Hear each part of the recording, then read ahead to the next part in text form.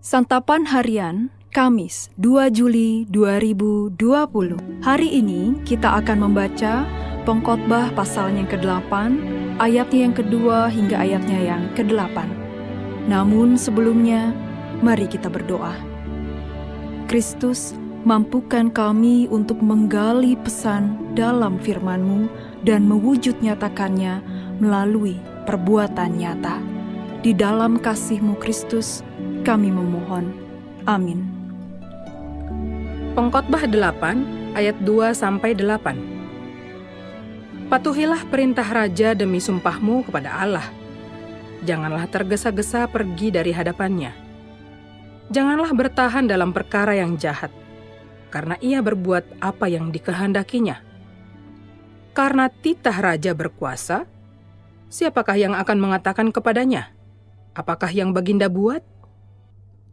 Siapa yang mematuhi perintah tidak akan mengalami perkara yang mencelakakan, dan hati orang berhikmat mengetahui waktu pengadilan.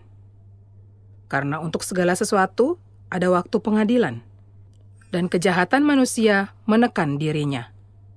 Sesungguhnya ia tak mengetahui apa yang akan terjadi, karena siapakah yang akan mengatakan kepadanya bagaimana itu akan terjadi?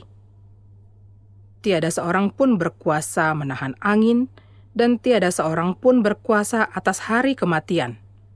Tak ada istirahat dalam peperangan, dan kefasikan tidak melepaskan orang yang melakukannya.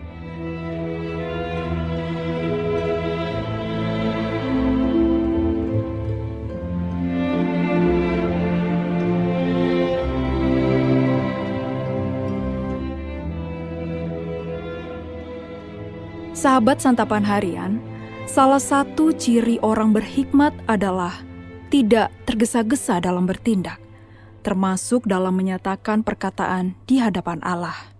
Ia pun tidak terburu-buru untuk marah dalam hati.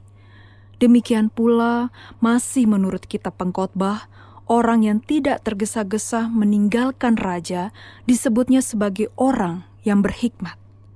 Sikap pertama yang harus ditunjukkan orang berhikmat adalah mematuhi perintah raja.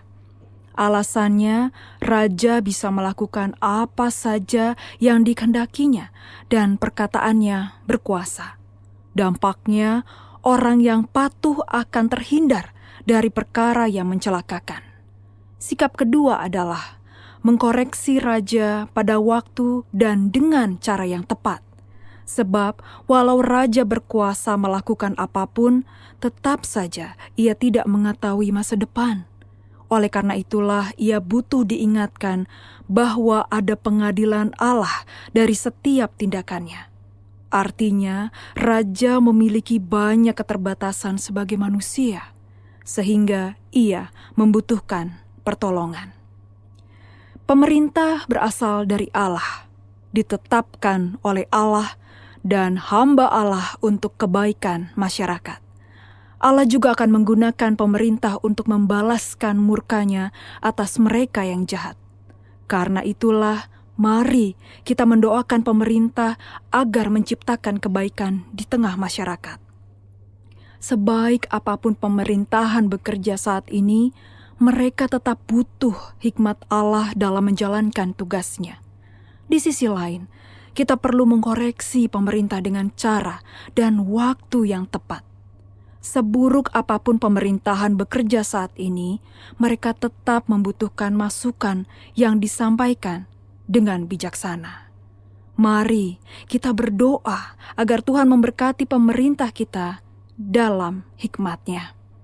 Mari kita berdoa. Sang sumber hikmat, berkatilah pemerintah dan negara kami. Di dalam-Mu Kristus, kami berdoa.